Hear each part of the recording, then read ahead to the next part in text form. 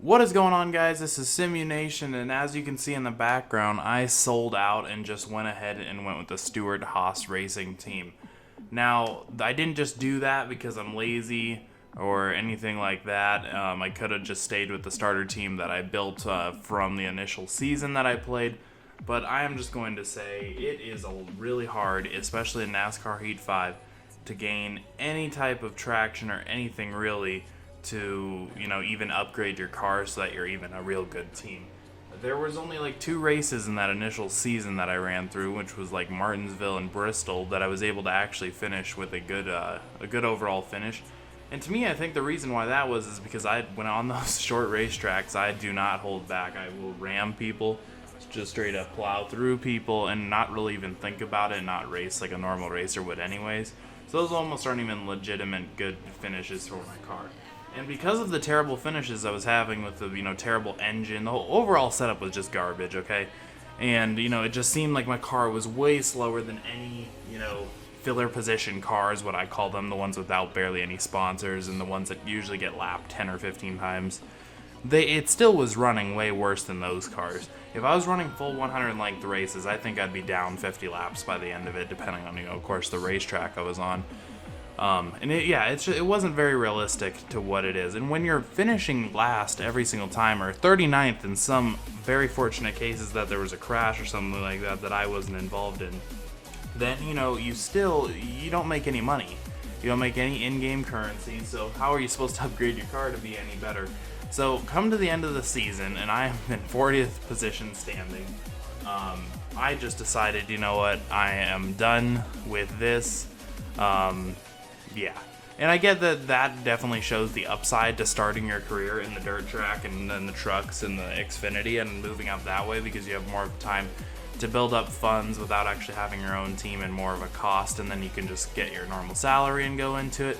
That could have been, that's probably a huge part to play in why it was so difficult for me and why I was driving such a terrible vehicle. But that really goes to show then also in the gold edition of NASCAR, there was no point in giving us that extra in-game currency because it did absolutely nothing. It should have been a hell of a lot more if we're going to call that as an actual bonus. But I'm so glad I've just moved on from that and went into, just join us, the of course, Stewart Haas team that you're guaranteed a contract with the gold edition. So I went ahead and took over the number 41 car of Cole Custer, which I am pretty happy with. It allows me to, I didn't want to pick one of the best cars out there like Hamlin's or Kyle Busch, which of course I didn't have contract offers for anyway after the first season.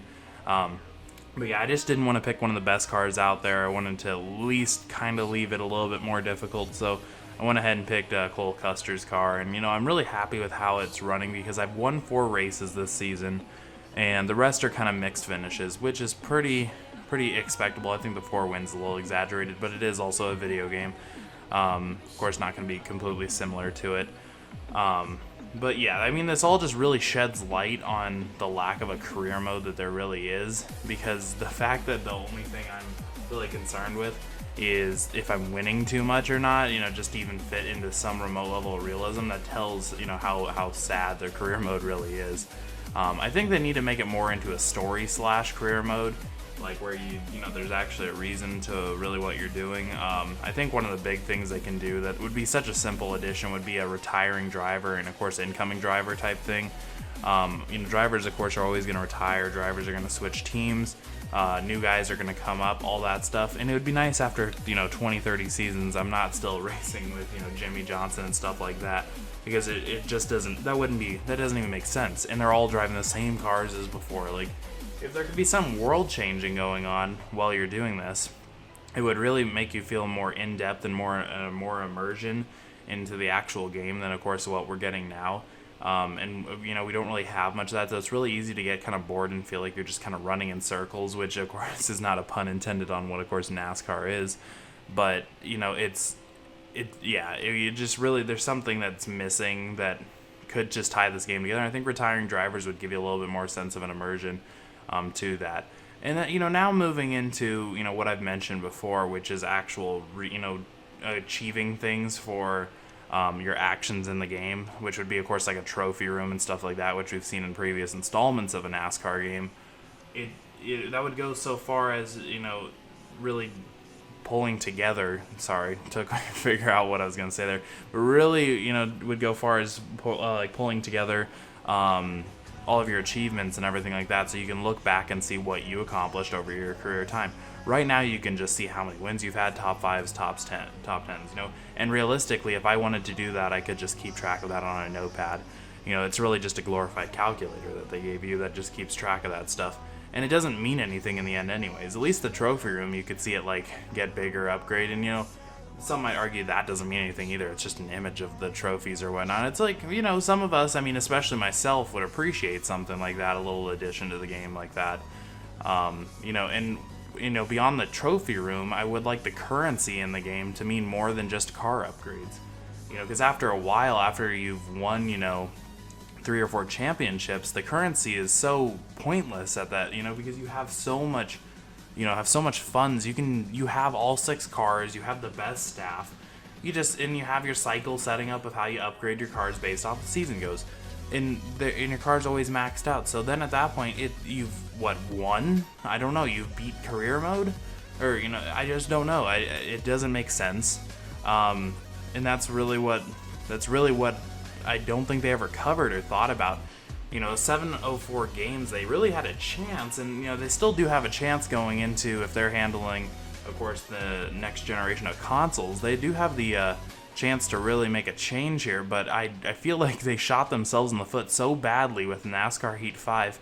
I don't know what kind of fan base is going to be around when that next gen comes out. I think people are still going to buy it, but I don't really know what the pre-orders are going to look like, and they're probably going to have a very soft opening of the game, and it won't come out, you know, with hard hitting like in previous games had, because people are going to be so hesitant to buy the game until they see people like myself or, you know, the other YouTubers out there that cover these, you know, cover games like this. They're going to be wanting to, you know, wait and see if it's any good. And if you do piss off a couple of the people that are reviewing it, and you know, you have the critics and stuff like that you know, give these games their ratings, if you piss off any of them, especially the bigger ones, you're gonna really take out a huge chunk of who's already gonna buy the game. So they are walking on very thin ice, and I think it's gonna take a lot of marketing going into NASCAR Heat 6, if that's what they're gonna call it, just to really recover from what they did with NASCAR Heat 5. I mean, we've already been through 1 round of updates now, and they didn't really fix anything. I mean, sure, they fixed the crashing problem of it. It's like, wow, thanks for fixing it so I can actually play the game I paid money for. And then they didn't even go in and change any of the things that were really bothering people, like the stupid frickin' yellow rims. Like, well, I don't know that, you know, they advertised this paint garage, which never came anyways. And then it's even worse. It's even worse. I feel more inclined to play NASCAR Heat 4. And I know it just sounds like I'm just sitting here rambling and just spewing off this hate of the game, but it just bothers me, like, why they were able to make just millions of dollars on this game, and they just released it and took all of our money, you know, and just said, you know, and they were fine with that. But and now on Facebook, they're out there advertising on the NASCAR Heat page, oh, you know, what a great game it is, refuse to lose, all this other crap. It's like, stop pretending this is a playable game. This was one of the worst releases of all time. You know, and that's just, yeah, I don't know how they rebound from that.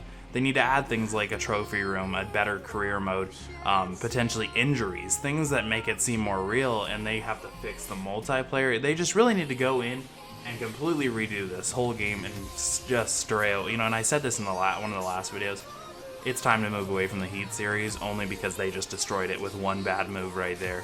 NASCAR Heat 4 is still left standing, I think, and you know, that's a good playable game for now.